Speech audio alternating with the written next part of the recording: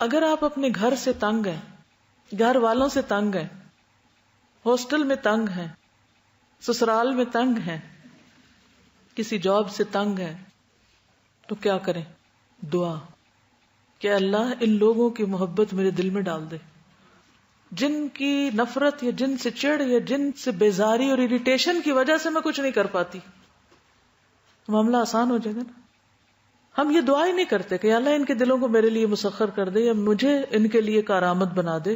تو اپنے ماحول کی صحت کے لیے بھی دعا کریں، ماحول کی بہتری کے لیے، پازیٹیو وائبز کے لیے، یعنی مثبت ایک ماحول اور ایک بہترین زندگی کے لیے دعا بھی کریں. یعنی ایک تو عافیت کی دعا، لیکن اگر عافیت نہیں اور بیماری آ گئی یا ایسے لوگوں سے واسطہ پڑ گیا کہ جہاں مشکل ہو گیا گزران، تو حل صرف بھاگنا نہیں. ہم اکثر کیا سوچتے ہیں؟ سسرال والے اچھے نہیں، میکے چلو. ہاسٹل اچھا نہیں، گھر چلو. یہ جاب اچھی نہیں، کوئی اور ڈھونڈ لو. یہی حل سوچتے ہیں نا. تو نبی صلی اللہ علیہ وسلم نے یہ نہیں فرمایا کہ مدینہ چھوڑ کے کہیں اور چلو. کیا کہا؟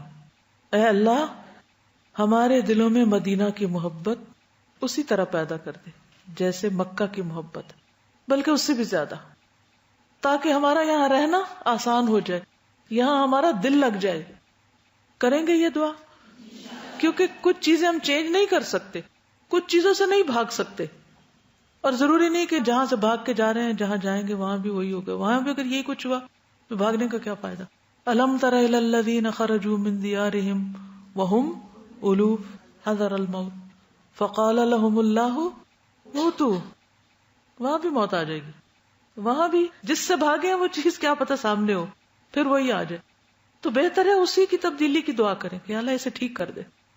شوہر کی طرف سے تنگی ہے، بچوں کی طرف سے تنگی ہے، وہ پریشان کرتے ہیں، سسرال تنگ کرتے ہیں، ہمسائے برے ہیں، کچھ بھی.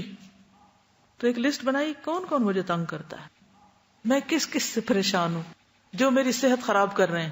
عام طور پہ آپ دیکھیے کہ جب صحت کی باتیں پڑھتے نا تو وہ صحت کے اصولوں کی کتابیں، وہاں یہ نہیں ہوگی جو ہمیں قرآن و سنت سکھا رہا ہے. وہاں یہی باتیں ہوں گی کہ ایکسرسائز کریں، اور وہ چیزیں بھی ٹھیک ہے، غذا کا خیال رکھیں، پانی اتنے گلاس روز پئیں، یہ کریں اور یہ کریں.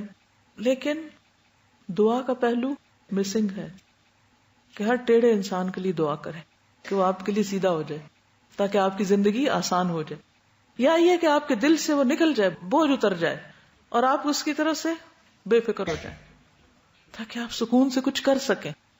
ورنہ اگر ساری زندگی اگر آپ دیکھیں صبح سے شام تک آپ صرف اس پریشانی میں کہ یہ شخص کیا کر رہا ہے میرے ساتھ اور میں نے اس کو کیا جواب دینا ہے اور اس نے میرے ساتھ یہ کیا تو میں ایسے پیش آؤں گی، کیا یہ آپ کے ایک دن کا ایک پروڈکٹیو استعمال ہے؟ یعنی آپ ایک دن میں پروڈکٹیو ہو سکتے ان سوچوں کے ساتھ، اس انتقامی رویے کے ساتھ اور اس قسم کی نفسیات کے ساتھ؟